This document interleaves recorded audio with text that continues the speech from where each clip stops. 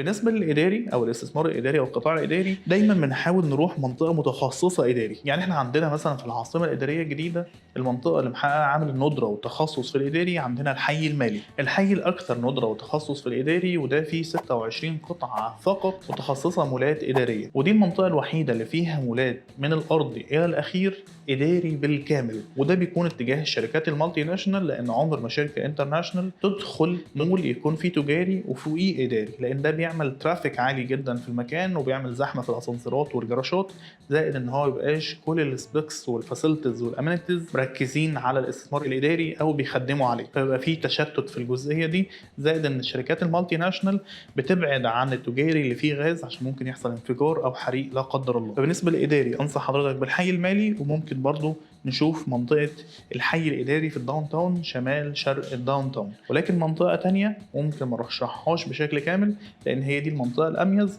إلا لو إحنا البادجت بتاعتنا ما تجيبش الحي المالي ممكن نتجه لمناطق تانية.